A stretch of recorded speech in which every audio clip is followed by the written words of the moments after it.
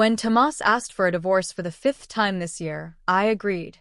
After years of one-sided devotion, I finally decided to let go when I saw how far he was drifting from our marriage. After the divorce, I left for a war zone abroad to begin my first mission as a doctor with Doctors Without Borders. But I never expected that the field hospital would be bombed barely a week later. Most likely, I wouldn't make it back alive. Chapter 1. As I signed my name on the last page of the divorce agreement, Tomás's cold and impassive face showed, for the first time, a flicker of change. "Aren't you going to review the terms carefully?" he asked. I shook my head. I had already glanced over it. Half a page of assets in the woman's name. No further detail was necessary. I knew that fortune could sustain me for many lifetimes. I carefully folded the document and handed it to my lawyer. Not a single word was spoken throughout the process. Seeing this, Tomás looked even more bewildered. It was the 5th time he had asked for a divorce this year. The first 4 times, I rejected it without hesitation. I had loved him since we were young. Years of perseverance had finally brought us together. I valued this hard-won marriage more than anyone else. That was why I clung to the belief that no problem could ever force us apart. And if there was one, it simply meant we hadn't found the right solution yet. It wasn't until Autumn came to see me that I finally woke up. She was a recent graduate who had joined Tomás's company a year ago. He had mentioned her before, a cheerful and clever intern. He spoke of her lightly, but I remember clearly the faint curve of his lips when he did. Looking back, the signs were there. Autumn sat across from me in a loose, dusty pink dress, gently caressing her barely rounded belly. Then she pulled out an ultrasound report and told me, "I'm pregnant with Tomás's child." For months. My first reaction was denial.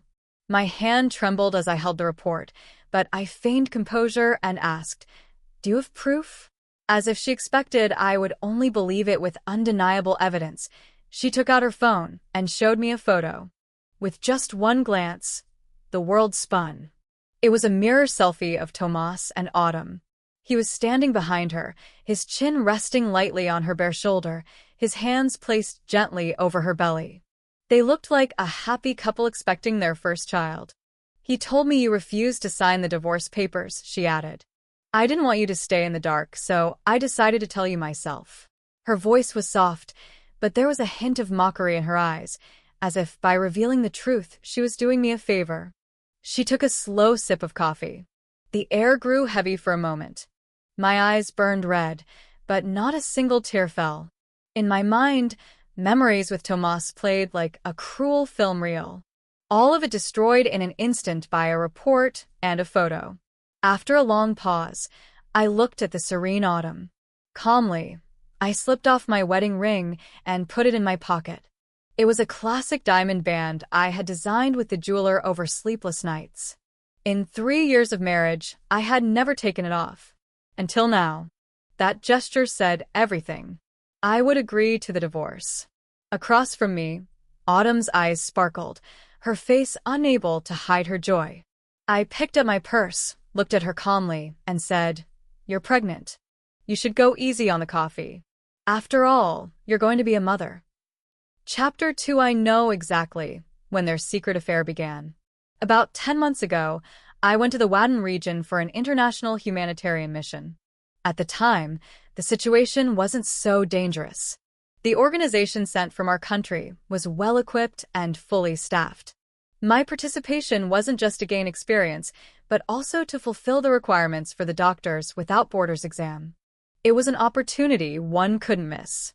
My great-grandfather had been a military doctor, saving lives during the War of Resistance. He followed the army to the front, performing surgeries without rest behind the battle lines. He was the pride of our family, and from a young age, my inspiration. My father often told me his stories saving lives on the battlefield without fear of sacrifice, using his medical skill to serve the people, dedicating himself entirely to the nation. In times of blood and fire, my great-grandfather healed the wounded under a rain of bullets. With his life and blood, he embodied the spirit of the Red Doctor. I fell asleep to those stories, dreaming of becoming a doctor one day. Before leaving for Wadden, I told Tomás, I said I might be gone for 6 months to a year. He nodded slowly, looking at me with a trace of concern from behind his silver-rimmed glasses, gently warning me about safety. I etched every word into my heart. Then I walked behind him and whispered, "Tomás, I'm finally closer to my dream." He took the hand I rested on his shoulder, rubbing his cheek against it with tenderness. A small laugh escaped his lips as he said, "My little Dr. Robin, you're finally heading out into the big world." Yes. I was finally going to take everything I had learned to the outside world. But Tomás, no matter how many nights I lay awake afterward, I could never understand why. While I was saving lives at the front, did you choose to conceive a child with another woman?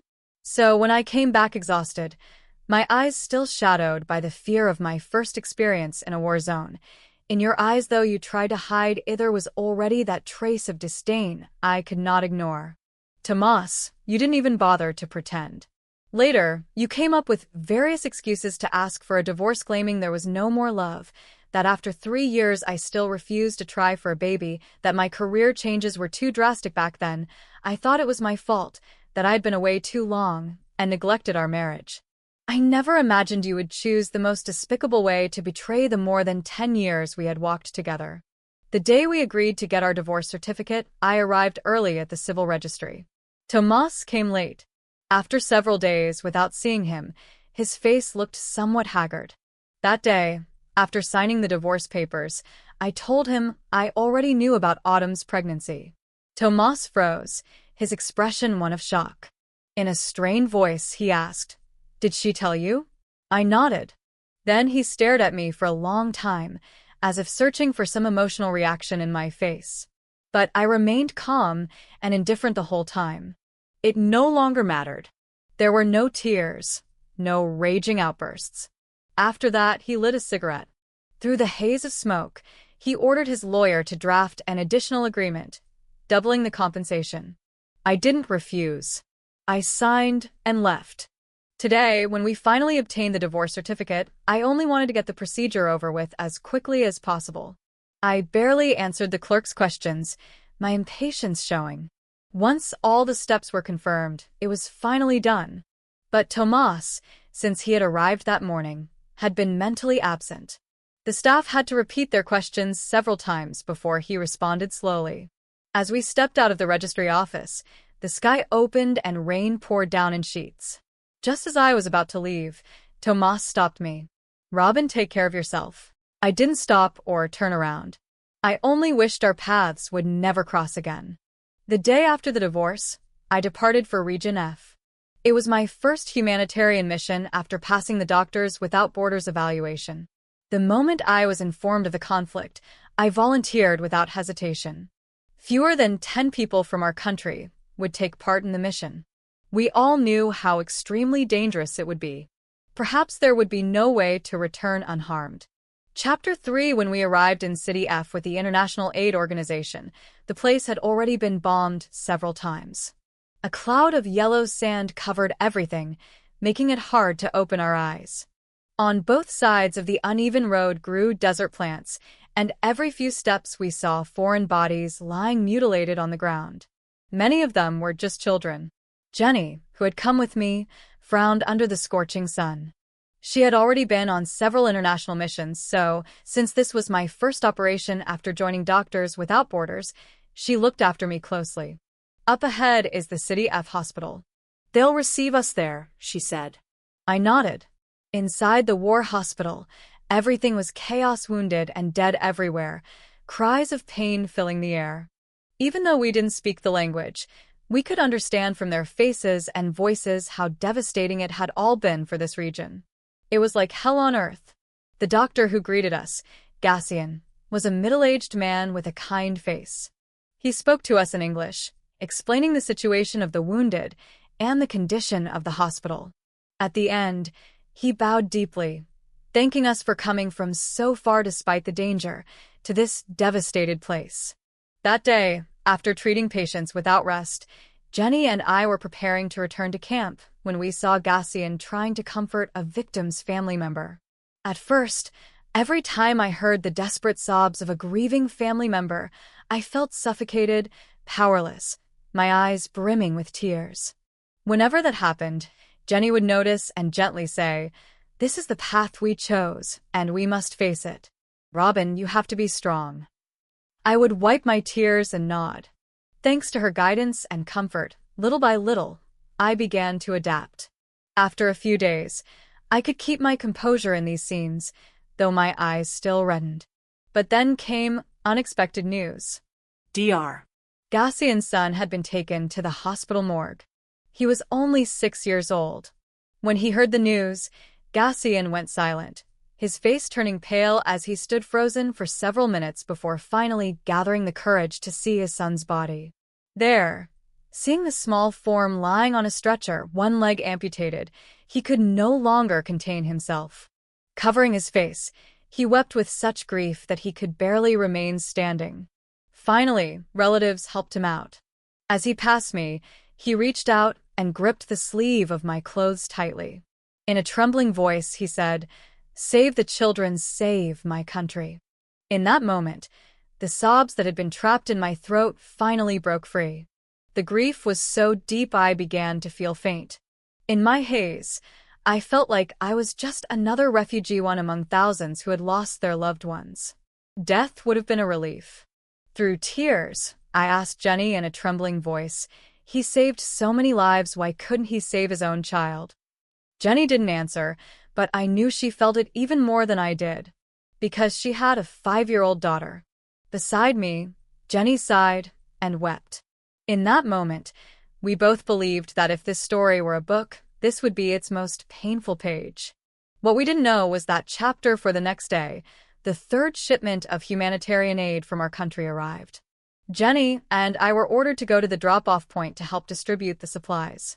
Once we finished handing everything out and were heading back to the hospital, we heard several explosions from the direction of City F Hospital. I gripped the car handle tightly, looking at Jenny in fear. "It can't be the hospital," but before she could answer, a huge rock blasted from the nearest explosion site and smashed into our vehicle. Boom. The impact was brutal, and slowly I lost consciousness. In the last instant before blacking out, I saw that someone was calling my phone. The last letter looked like yen. With the last of my strength, I pressed answer. Then darkness.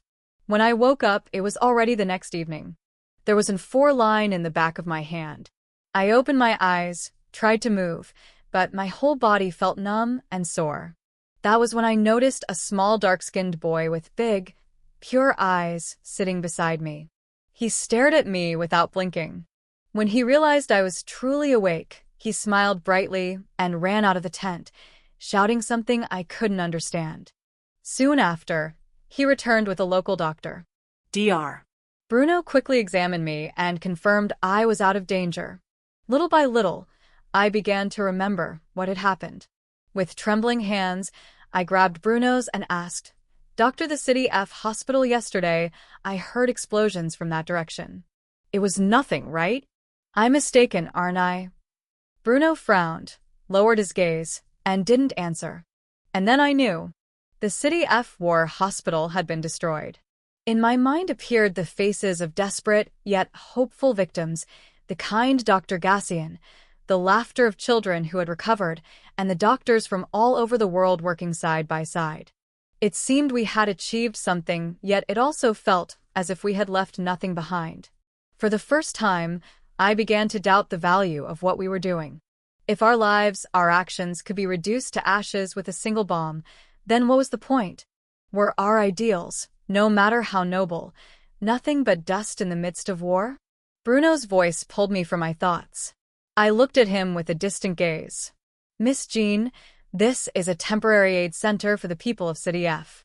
5 kilometers from here is the F country's embassy in our nation. We've been informed that a relative of yours is waiting for you there.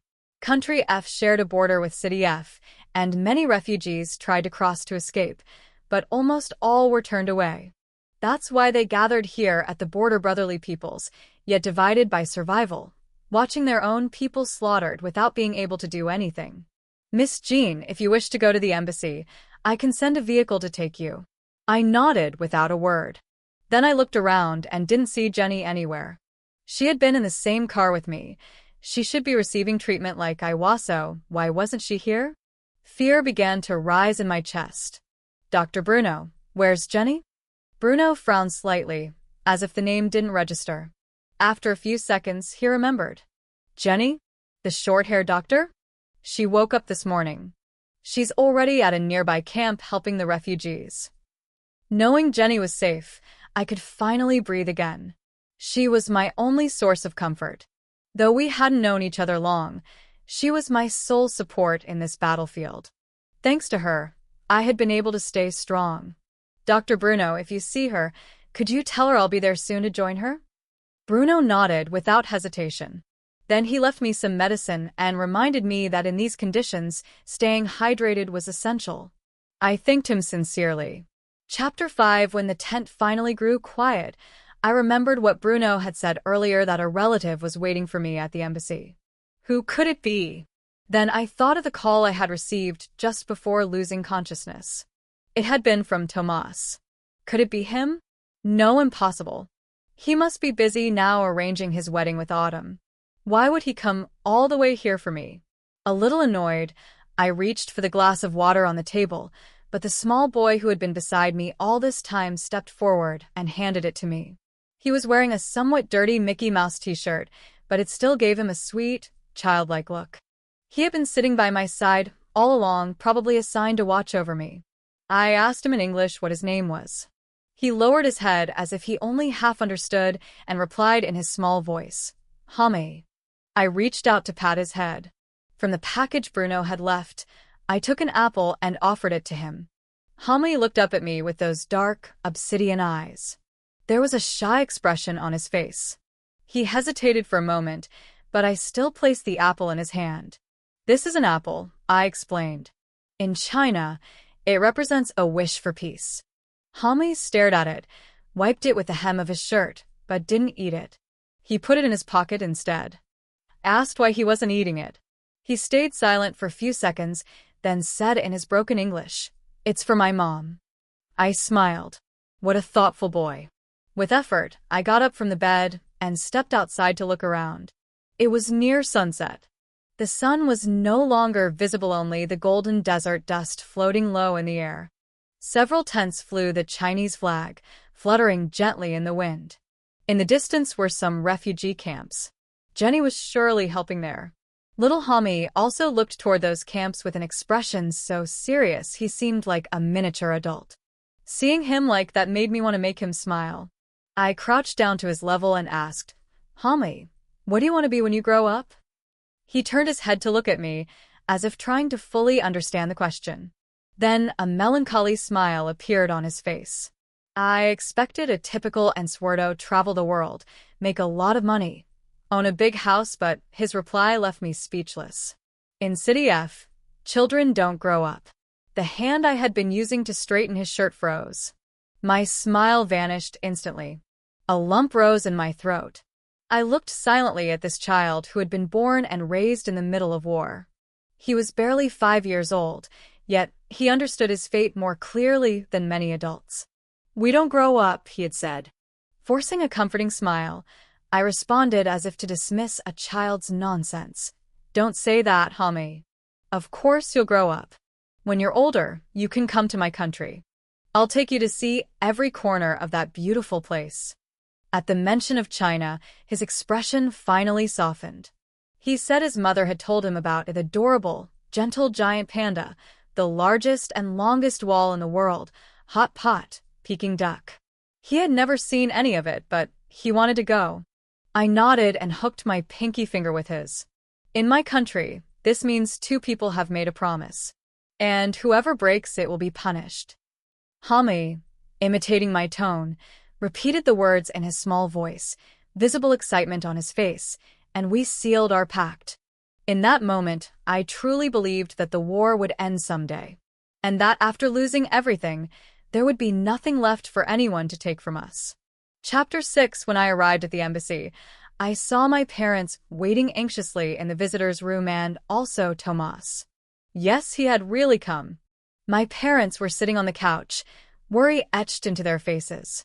Their eyes, visibly swollen, finally relaxed when they saw me.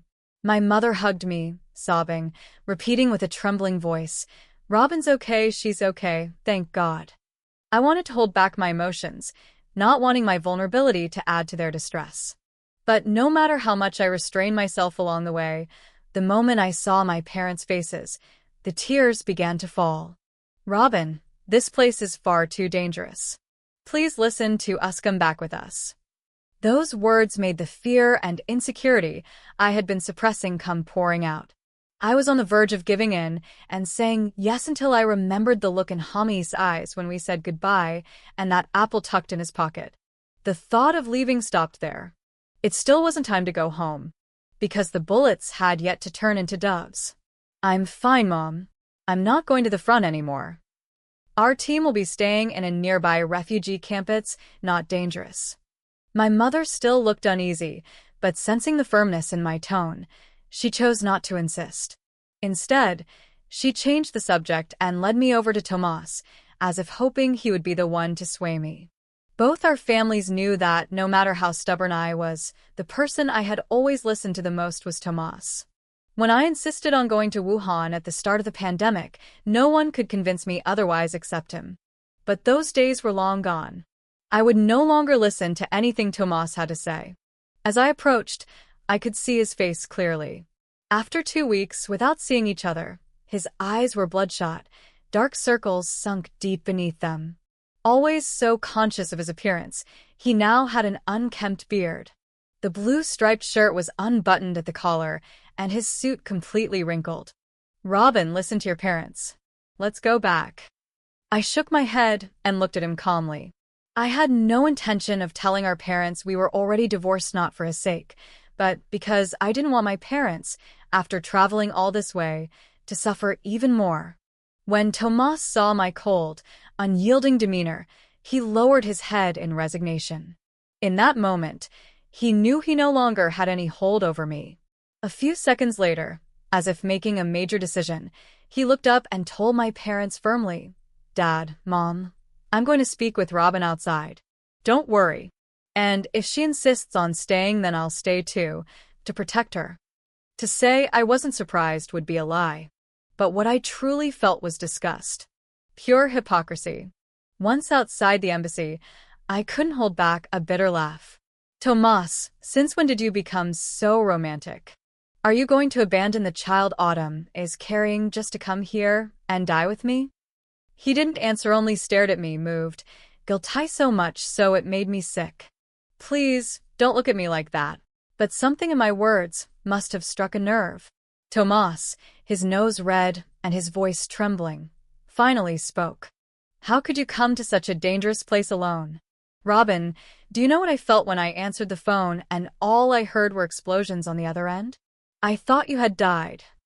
He took a deep breath, turned away, running his hands over his face again and again. "I haven't slept at all. I handled all the paperwork and came here immediately. Robin, come back with me. If you do, I swear I'll do anything you ask." The Mediterranean autumn in Country F still carried a pleasant warmth, but the night wind was a little cold. 3 years ago, Tomás and I had also come to this country on our honeymoon, traveling across half of Eurasia. I remembered a night just like this, when he wrapped his arm around me and said, "The weather here is perfect. When we have children, we could come here every year for a couple of weeks' vacation." But those promises had long been carried away by the wind. I looked at the man in front of metal, his face haggard, yet still carrying that air of the romantic sufferer, and I couldn't help but laugh. "And if I asked you to make Autumn have an abortion?" Tomás froze. Then his expression shifted to discomfort, hesitation. Clearly, he hadn't expected me to say that. After a moment, he lifted his head and answered, "All right. I'll make her abort. But you have to come back with me right now."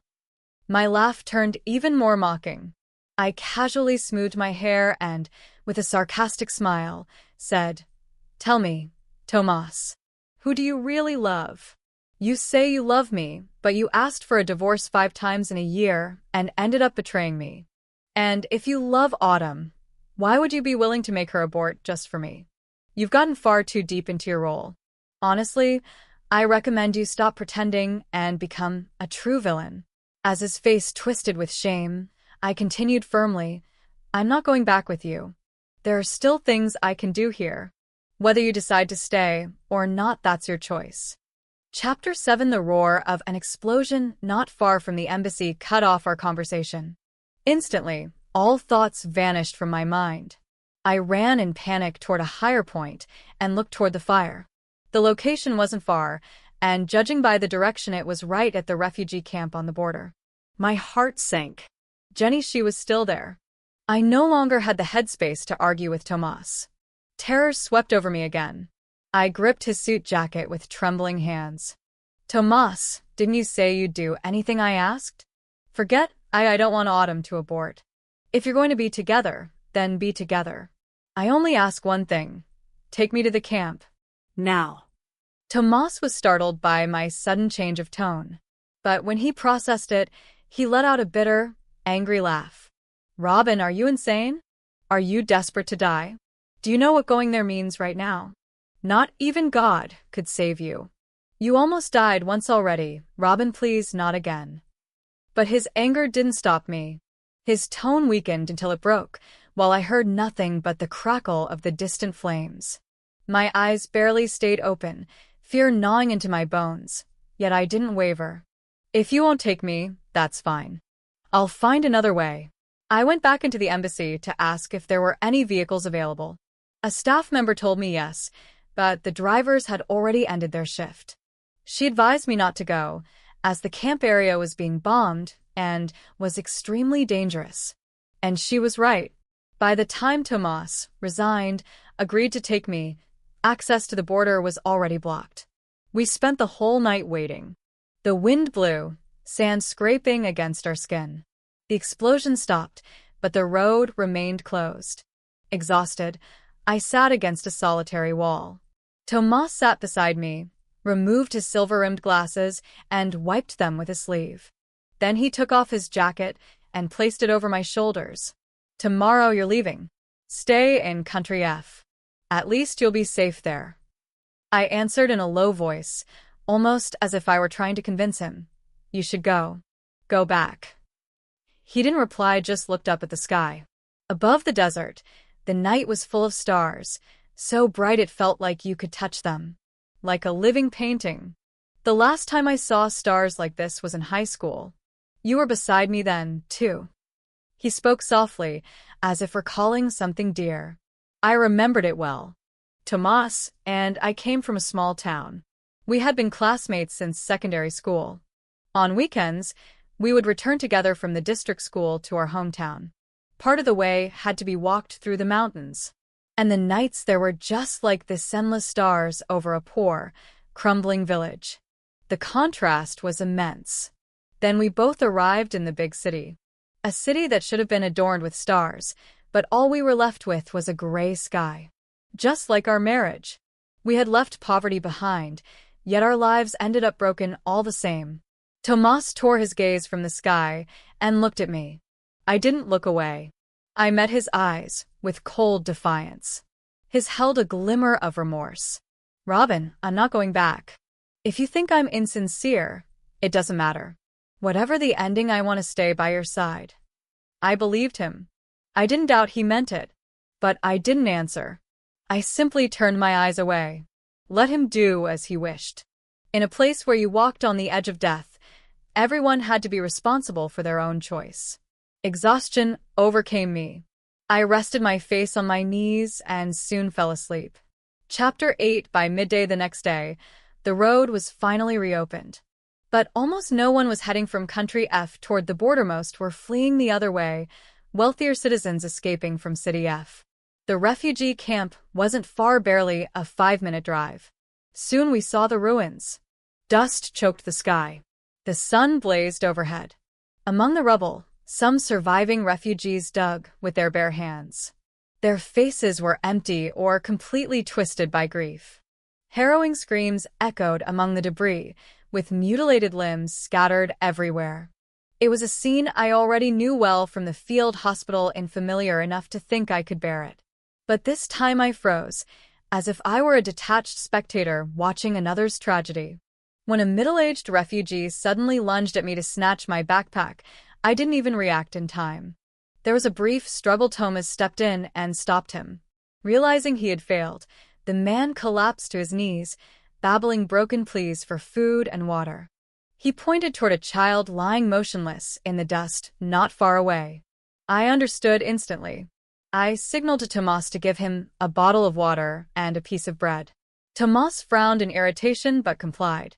"He tried to rob you and you still want to help him?" he said. I tightened my grip on the rest of our supplies and replied, "I know this isn't enough for more than 2 or 3 people. But if we trigger a conflict now, we'll only draw more attention and everything will vanish in seconds. That would be a problem. We need to leave. Finding Jenny is the priority."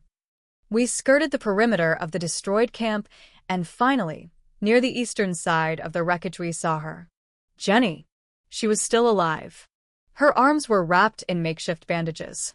Her face was pale. Clearly, she had been working nonstop. "Jenny, I'm here." She stopped when she heard my voice. When she turned and saw me, she froze for a moment, then gave me that familiar smile, the one she always used to call me. "You should rest now," I told her. "Let me take over."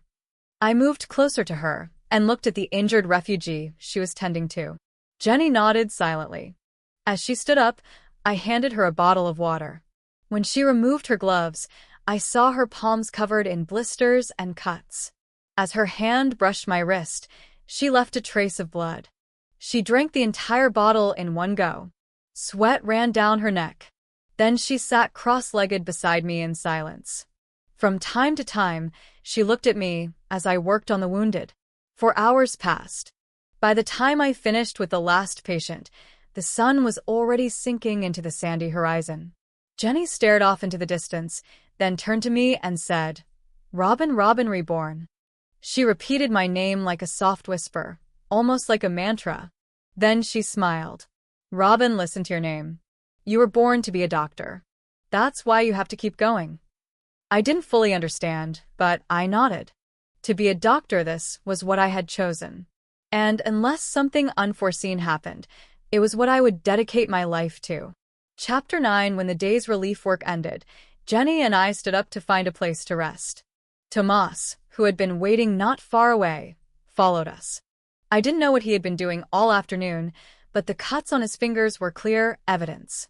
I came back to myself, took Jenny's arm, and gently rested my head on her shoulder. I let out a sigh of relief. "I'm so glad you're alive." Yesterday, when I saw the camp under bombardment, I was so worried, but luckily, a faint smile touched my lips, my tone shifting from worry to joy. The happiness of having her back eased the shadows that had built up in my heart these past days. Jenny reached out and stroked my head in comfort. That was when my foot knocked into something. It rolled a few meters and stopped. Curious, I approached. In the dim light of sunset, I saw it clearly. It was an apple. Its skin was coated with dust, and one side had browned and dulled. I picked it up and began wiping it with my clothes. As I did, an invisible tension tightened inside me. For no reason, though there was no heat, sweat began to bead on my forehead. A cold current ran down my spine. I looked around, scanning the nearby stones with my flashlight.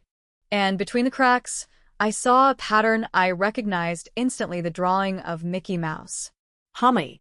My mind went blank. How could it be? I tossed the apple to Jenny and, like a madwoman, hurled myself at the pile of stones. I fell, got up again without even noticing. "No, it can't be. Sweat stung my eyes, mixing with my tears. The voices of Tomás and Jenny faded into muffled noise behind me. "What's wrong? Who's that child?" I didn't answer. I only trembled. I only do this if my instincts alone were driving me. When I came to my senses, my fingers were bloody, full of cuts. And finally, I pulled Hami out. His body was cold. As a doctor, I knew instantly. He was no longer in this world. I took off my jacket and gently draped it over him. Then I lifted him into my arms. That little 5-year-old boy, me little man. Why was he so light? The children of City F don't grow up. His voice echoed in my mind, like a spell repeating over and over. Each time my fingers brushed his frozen skin, that phrase rang louder. Night fell. I stumbled forward without direction, my steps wavering. After walking hundreds of meters, I found a secluded corner. With loose stones, I dug a small grave. I placed Hami inside with care, then covered the spot until only a small mound remained. I opened my backpack, took out 2 clean apples, and placed them in front of the mound. Hami, this time there are 2 apples. You don't have to save them all for your mom. You can eat one too. Chapter 10. The preliminary diagnosis is a severe case of post-traumatic stress disorder. That's what Bruno told Tomás the 9th time I woke up in the middle of the night, trapped in a nightmare, panicked, and completely out of control. Over and over, the images of bombings and post-war devastation replayed endlessly in my mind, and my body reacted far beyond my control. She's completely lost the ability to regulate her emotions. She needs immediate psychological intervention. From the moment I saw Hami's body, the cord holding everything together in my mind snapped suddenly, violently. Everything I had carried inside me over the last month since arriving in City F after the divorce, the stress, the repression, that deep, lurking fear erupted all at once. I asked Jenny, when she came to visit me, "Am I acting like a deserter?" Jenny gently shook her head, placing her hand over mine. "Robin," she said, her voice calm but tinged with exhaustion, "I've been with Doctors Without Borders for 4 years. And without a doubt, this is the most brutal war I've ever seen. The most cruel. There's nothing like it. So, for this to be your first mission, and for you to have gone through all of this, you've already done more than anyone could have endured." I lowered my gaze and gently squeezed her hand. Tomás had already bought the tickets home. A doctor like me, who could no longer help, was only taking up space. The team had also suggested I withdraw. Seeing how lifeless I was, Jenny tried to comfort me one more time. "Don't feel bad, Robin. Wait for me there. When I come back, we'll take a trip together to unwind. Let me handle this for now." The way she forced a smile to cheer me up, even in her exhaustion, moved me deeply. In the end, I nodded. After returning to my country, I began treatment for PTS, transcranial magnetic stimulation, and neurotherapy. Because of these treatments, my memory began to fade. I slept longer and longer. And every time I woke up, Tomás was there, standing by my window. He had changed. Ever since going to City F, something inside him had dimmed. There was no trace of that impatience he used to show. Every time our eyes met, I saw remorse and a restrained mix of affection. He seemed to want to say something, but always kept it in. I constantly told him not to come back, that it was pointless. But he didn't seem to hear me. He didn't miss a single day. One afternoon, early in autumn, I was napping when I heard voices arguing outside. A young woman was crying and shouting, "Tomás, I did what you wanted. I got rid of the baby. Why do you still want to leave me?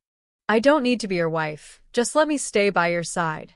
I really love you." Autumn's voice rang sharply through the hospital corridor. I wanted to go out and yell at them to stop making a scene in a hospital. Is it because of that Robin? That damned woman? She killed my baby. Is it her cursed ghost that won't let you go? Then I'll kill her. That way we can finally be together. Hearing that, I pressed my hand to my temple. My head throbbed. Could Tomás really not stop attracting unstable women like this? I was about to get up to put an end to it when I heard his voice. "Enough. It was my fault. Don't ever mention Robin again. I've already given you what was yours. Don't be ungrateful. And if you dare touch her, I won't be responsible for what happens to you." His voice was cold, merciless. There was an unmistakable threat in it. Autumn went silent instantly. A few minutes later, Tomás came into my room. I was watching the news on TV. "Tomás," I said without looking at him, "I'll say it one more time, you don't need to come back. I'm not going back with you. Ever." He didn't respond. He reached for my cup, intending to pour me some water. I gripped it tightly and hurled it to the floor. Don't you understand plain words? Which part of leave isn't clear to you? The shards scattered across the floor. I looked at him directly, with all the rage I had bottled up without a filter. He crouched down, started to pick up the pieces, then paused for a moment and looked up at me. His eyes were glassy. There was sadness, Pain. and a deep emptiness. But he said nothing. Despite everything, he began gathering the fragments with his hands. I was about to say more when the TV began broadcasting a report on City F. The United Nations General Assembly has approved, with 130 votes in favor and 4 against, a resolution on the situation in City F.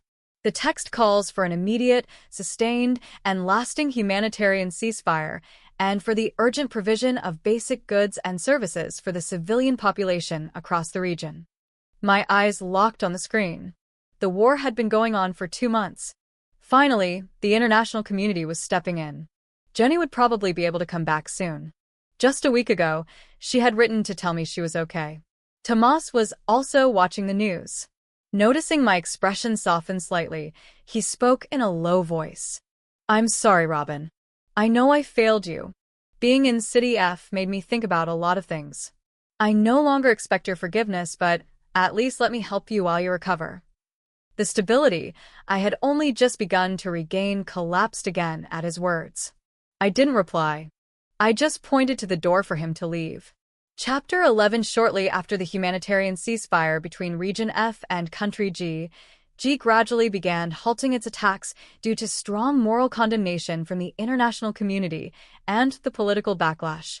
Finally, 2 months later, both sides ended the war. My medical condition also began to stabilize thanks to a recent effective treatment. After being discharged, I only needed to go to the hospital every other day for ongoing therapy. That morning, while preparing breakfast at home, the TV was broadcasting the news. In the international segment, they were reporting on F's recovery after the war. Seeing the refugees gradually smiling again with the help of the global community filled me with joy. Just as I was holding food for my British short-hair cat, the solemn voice of the presenter made me stop. During the conflict between F and G, many members of our international aid organizations went to the war zone to provide support, demonstrating our nation's humanitarian commitment. When the refugees were fleeing the crossfire, there were those who, without hesitation, stepped into the territory of death. They faced not only constant armed clashes, but also a fragile, nearly collapsed medical system. Among them were colleagues Bruno, Jenny, and Lucas, who tragically lost their lives during rescue missions. Crash. The ceramic bowl for my cat slipped from my hands and shattered on the floor. I turned toward the screen. A black and white photo of Jenny appeared, and behind it, the words, "Doctors Without Borders, a light walking through hell." My vision blurred. All I could hear was my cat meowing and brushing against my feet. But I didn't react. A sharp pain pierced my head, clouding my thoughts. I couldn't process that Jenny had given her life. I should have felt unbearable grief, but in my mind, all I could hear were the last words she had said to me before leaving. "When I come back, we'll go on a trip to relax." Jenny, it seems that trip will never happen. Just then, my alarm went off. It took me a long moment to react. Only 30 minutes left before my medical appointment. Should I rest a little? I didn't want to. I just wanted to recover quickly, so I could go on that trip with Jenny. I lost the last thread of reason. I grabbed my keys and left. In my head, I kept repeating, "Jenny, I'll be waiting for you." A sudden screech of brakes jolted me into clarity for an instant just as a violent force shoved me hard. My head hit the ground. I felt something warm spreading, my vision darkening. Am I about to die? Maybe that's all right. Chapter 12. When I opened my eyes again, the first thing I heard was the soft sound of sobbing. "Robin, you finally woke up." It was my parents' voices. I'd made them worry badly. Their swollen eyes showed they had cried for a long time. I frowned. The headache was unbearable, my vision hazy. "Robin, Tomás is still in the ICU. He saved you. He pushed you away before the impact these badly injured." I stayed still, unmoving. So, he was the one who saved me. Gratitude? I suppose, but in truth, I felt nothing for him. In my mind, there was only one named Jenny. The doctor said my condition had worsened from the initial diagnosis. I would need longer treatment. Otherwise, not only would it be impossible to return to work, but even living a normal life would be difficult. To be a doctor without borders again was nearly a fantasy. I'm sorry, Jenny. It seems I can't keep going. Chapter 13. About 3 months later, a middle-aged woman I didn't know came into my hospital room with a little girl. The woman, timid and a bit evasive, held a child's hand as she asked in a hesitant tone, "Excuse me, are you Robin, Jenny's friend?" My gaze stopped on the girl. Her eyes and brows looked strangely familiar. "Yes, I am," I replied. The woman brightened instantly and continued, "Miss Jean, this is Anna, Jenny's daughter. Since Jenny passed, several family members have been discussing who could take care of her, but we all have financial difficulties. We don't have the means to raise a child, so we wanted to ask you, Anna." So this was Jenny's daughter. All right. I'll adopt her. I didn't let the woman finish speaking. She was Jenny's daughter, of course. I wanted to care for her. Anna's arrival lifted me from my gloom. Looking at her closely, her features were almost identical to Jenny's. Even her personality carried some of that free-spirited energy Jenny always had. Once I had recovered, I moved with Anna to a coastal city. The doctor said that a quiet, new environment would help my mental health. So we settled in a villa by the sea. The compensation I had received after divorcing Tomás was enough for Anna and me to live without worry for the rest of our lives.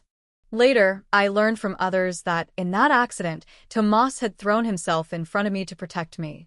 Though he survived, he was left disabled, bound to a wheelchair for the rest of his life. And, by coincidence or perhaps not, the driver in that accident had been Autumn. Just a few days ago, she was sentenced to life in prison for attempted premeditated murder. I never imagined that those wild words she had shouted outside my hospital room would one day come true. I remembered her with a mix of chills and sadness as I stroked Anna's hair.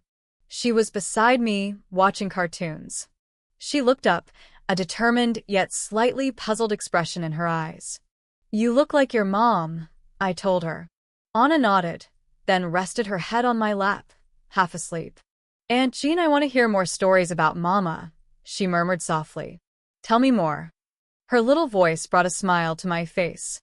She loved those stories, always listening with such anticipation. "Your mom, the first time she volunteered as a doctor without borders, she traveled to a very faraway place," I began.